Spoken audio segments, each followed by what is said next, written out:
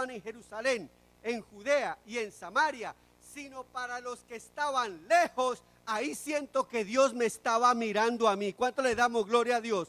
Que Dios pensó en mí, que Dios pensó en ti, y para todos los que estaban lejos, para cuantos el Señor nuestro Dios llamare. Aunque en este momento Pedro no se diera cuenta de la dimensión de sus palabras, estas palabras del sermón de Pedro presagiaban que de alguna u otra manera el evangelio alcanzaba, y la mirada de Dios, el plan de salvación, la mirada de Dios estaba puesta sobre ti y sobre mí. El cumplimiento de eso, de que me seréis testigos en Jerusalén, en Judea y en Samaria, si usted viene de manera detallada caminando por el libro de los Hechos, se viene dando. Inicialmente el movimiento empezó en Jerusalén, pero luego, posteriormente, se extiende a Judea. Y si usted viene en el capítulo 7 y capítulo 8, capítulo 7, lo que anticipa al capítulo 8 justamente es cómo hay todo un movimiento del Espíritu Santo y la proclamación del Evangelio en toda la región de Galilea, de Samaria, de Judea, y de manera particular como Felipe, antes de este encuentro con el etíope. Venga por favor al capítulo 8, versículos 4 al versículo 25.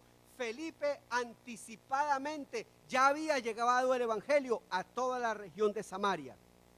Dice en el capítulo 8, versículo 5, entonces Felipe descendió a la ciudad de Samaria y les predicaba a Jesucristo.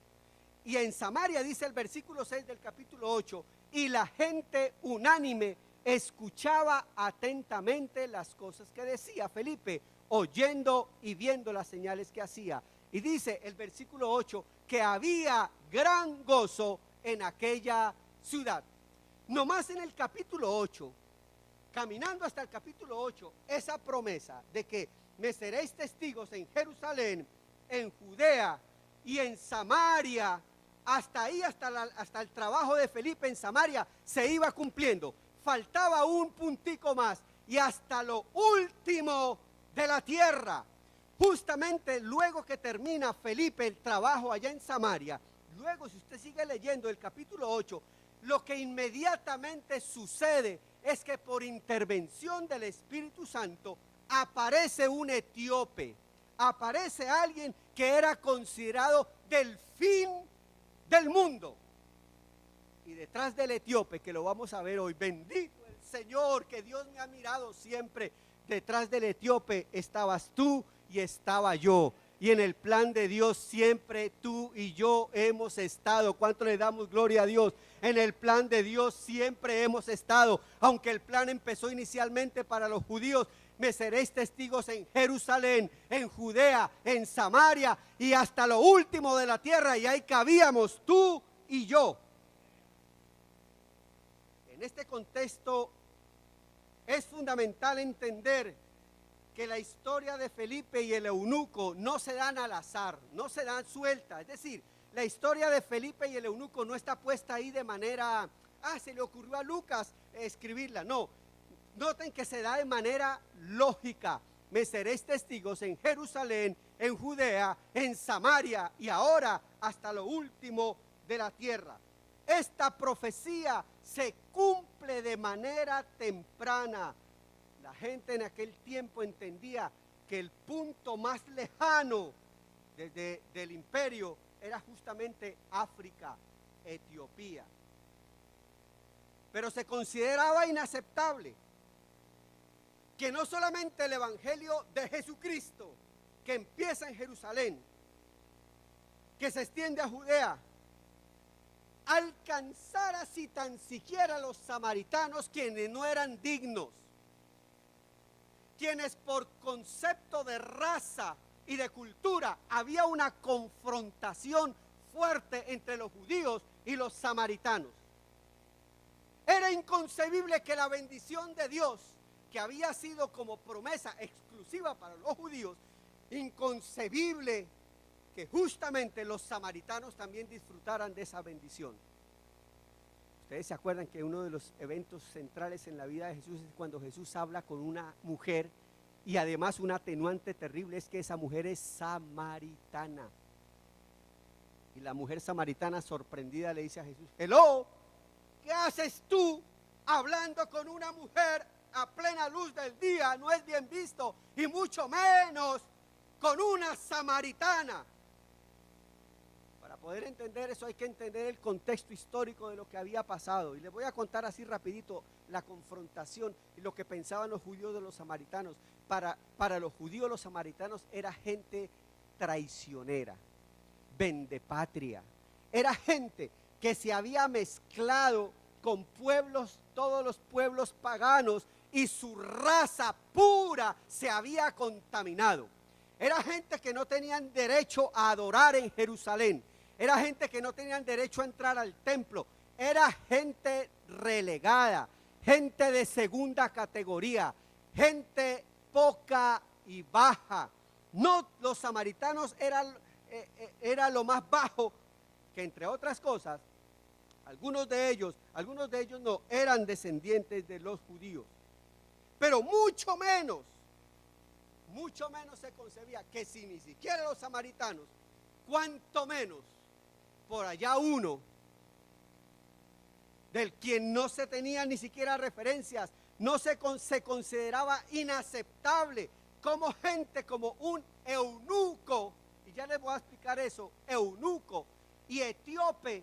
La palabra etíope, aunque viene de Etiopía, el original realmente de la palabra Etiopía lo que quiere traducir es piel oscura, piel oscura. Y para el judío racista era inconcebible, era totalmente inaceptable que un piel oscura recibiera la misma bendición que él.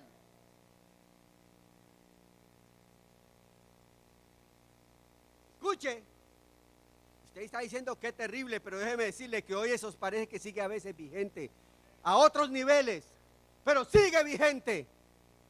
Y nos aterramos de lo que estaba pasando ahí, pero hoy siguen pasando y sigue habiendo discrimen. Se consideraba inaceptable que un etíope piel oscura pudiera siquiera entender algo de las cosas de Dios.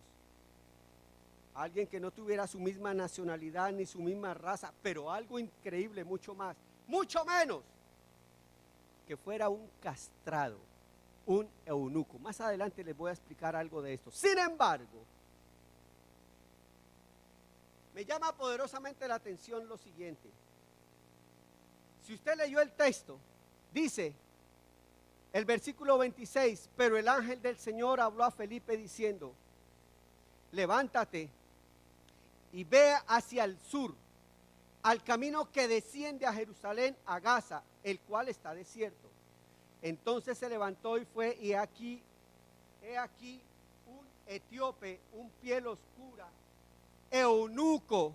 Y aquí quiero hacer un paréntesis, eunuco. La palabra eunuco lo que traduce es literalmente aquel que ha sido castrado, mutilado, aquel cuyos órganos sexuales masculinos han sido cortados. ¿Qué quiere decir eso? Se acostumbraba en aquel entonces que aquellos servidores de confianza, que aquellos servidores que estaban cerca al rey o a la reina, por asunto de seguridad, los castraban.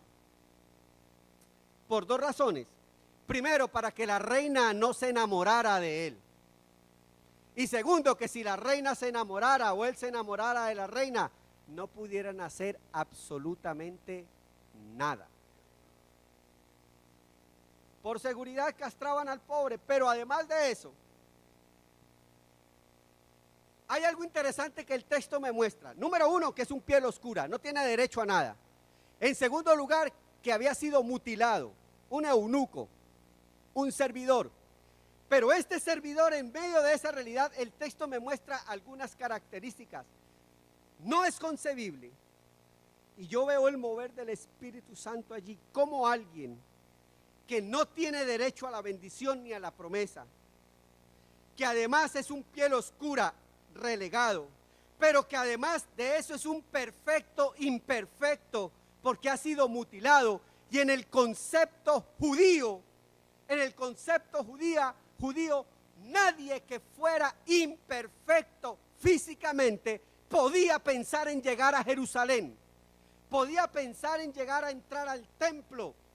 Y este hombre era, en primer lugar, extranjero, en segundo lugar, piel oscura, y en tercer lugar, imperfecto. Felipe, movido por el Espíritu Santo, salta toda barrera e impedimento. ¿Cuánto le damos gloria a Dios por eso? ¿Cuánto le damos gloria a Dios por eso? Déjeme decirle, Dios siempre lo ha mirado a usted. No importa la raza, no importa el color, no importa la nacionalidad. Es más, no importa su imperfección física o aún espiritual, Dios lo sigue mirando.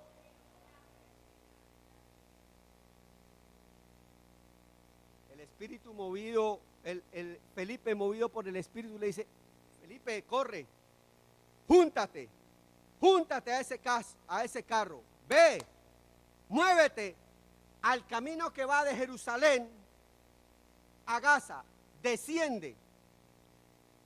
Me llamó la atención esto, ve al camino que desciende de Jerusalén a Gaza.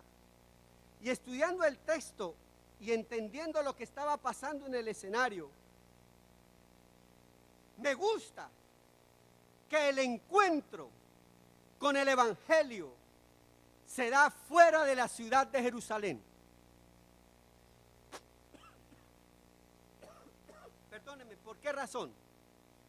Jerusalén era el centro de la religión. Jerusalén era donde estaba el templo. Jerusalén era donde se tenían necesariamente, que se creía que se podía adorar. Era el único lugar donde se podía adorar. Pero Jerusalén era el sitio donde tenían que hacerse todos los rituales, supuestamente para alcanzar la presencia de Dios.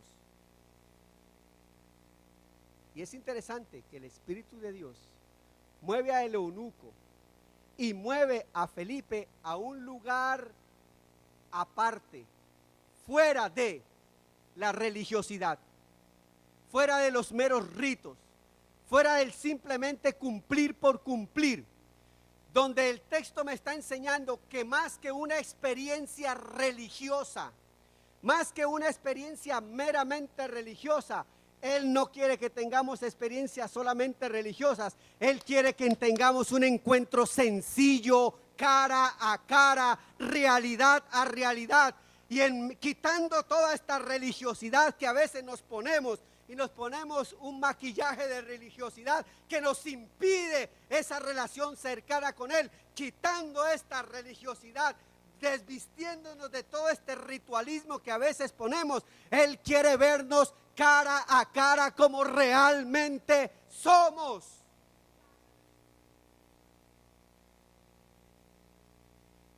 Me causó curiosidad que el encuentro no se da en Jerusalén, aunque este hombre había ido a Jerusalén.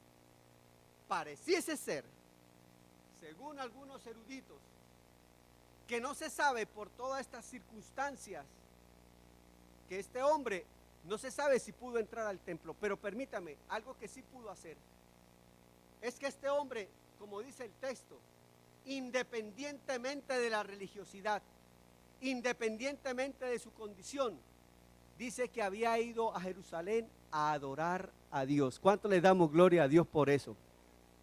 ¿Qué quiere decir eso? No importa su condición, no importa su raza, no importa su imperfección. Es más, aunque la religión y la religiosidad te lo impidan, nada puede impedir que tú alabes y glorifiques el nombre del Señor. Nada. Nada.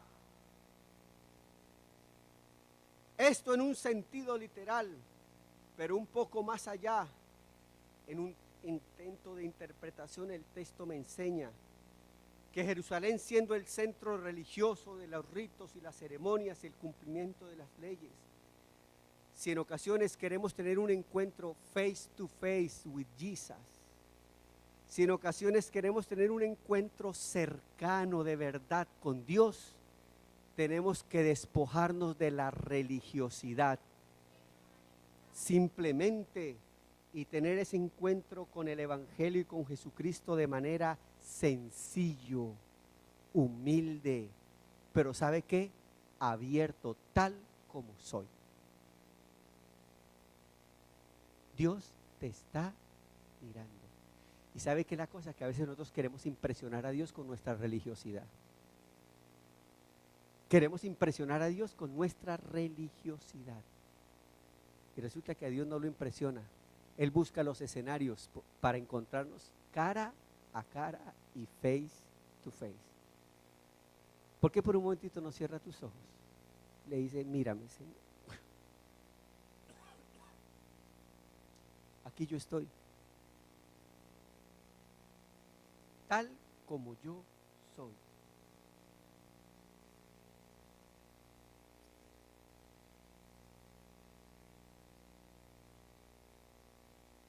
Este hombre era un perfecto imperfecto. No tenía derecho absolutamente a nada.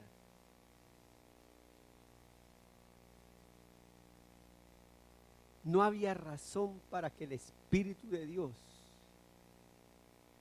invitara a Felipe a que fuera a hablar a un hombre de esa condición.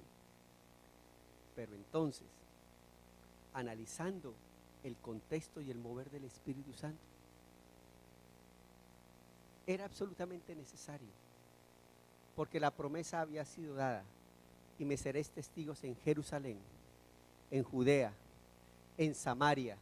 Y si Felipe había acabado de terminar por el Espíritu Santo un movimiento de predicación del Evangelio en Samaria, era absolutamente necesario tener un encuentro con un representante del fin del mundo. Y gloria al Señor, otra vez y repito, porque en esa dimensión de hasta los del fin del mundo, tú y yo cabemos. En Israel los eunucos no se les honraba, ni se les negaba, y se les negaba la entrada al templo en la congregación de Jehová. Si usted quiere verificar eso, ¿sabe qué? Ponga ahí al ladito de eso de que era un eunuco que era rechazado. En Deuteronomio capítulo 23 versículo 1, a ese tipo de gente se le negaba la entrada al templo. Y si lo quiere corroborar, corrobórelo en Levítico capítulo 21, versículos 17 hasta el 21. Gloria al Señor, porque Dios nos está mirando a los perfectos imperfectos. ¿Cuánto le damos gloria a Dios? Levanten la mano los perfectos imperfectos. Levanten la mano, gloria al Señor. Aquí no importa si usted es hispano, no importa si usted es colombiano, si usted es nicaragüense, si usted es chileno, venezolano, argentino, eso no importa. Aquí no importa si usted es blanco o negro. ¿Cuánto le damos gloria a Dios? Aquí no importa si usted es blanco o negro. Aquí no importa si usted es blanco o negro. Aquí no importa si usted es alto o es bajito. Aquí no importa si usted es feo. Y mira el que tiene al lado, dígale, eso no importa, dígale, eso no importa. Aquí no importa si usted es feo, no importa si usted es feo. Aquí no importa si usted tiene una tremenda cabellera o es un perfecto imperfecto sin cabellera. Déjeme decirle, no importa. Es más, le voy a decir algo. Aquí no importa incluso que usted le haya fallado al Señor. Él no quita su mirada de nosotros. ¿Cuánto le damos gloria a Dios? No importa que aún le hayamos fallado una vez y otra vez y otra vez y otra vez. Él no quita su mirada de nosotros por ser imperfectos. El apóstol decía, bástame tu gracia, porque en mi debilidad tú te glorificas. Por eso, la historia del eunuco a mí me fascina, porque es como si me hubiera pasado a mí. Ahí, todos los perfectos imperfectos tenemos cabida.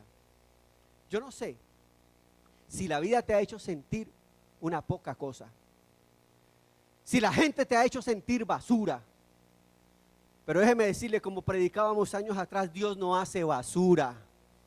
De modo que si alguno está en Cristo, nueva criatura es. Las cosas viejas pasaron, he aquí todas son hechas nuevas.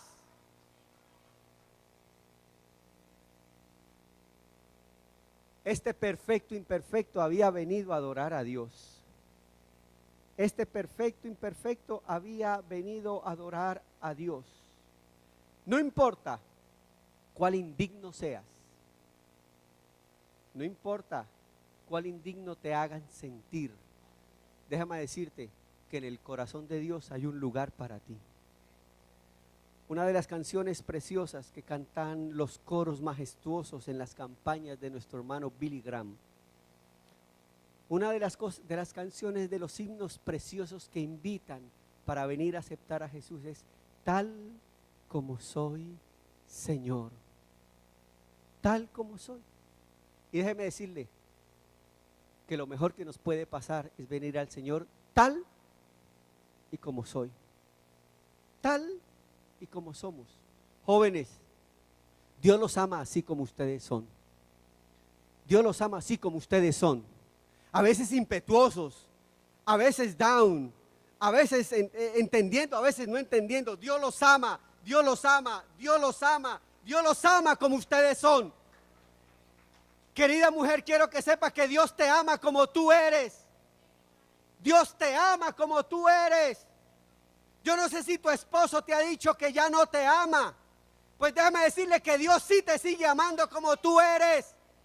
Yo no sé si tus hijos te han hecho a un lado. Pues déjame decirte, querida madre, que Dios te sigue amando como tú eres.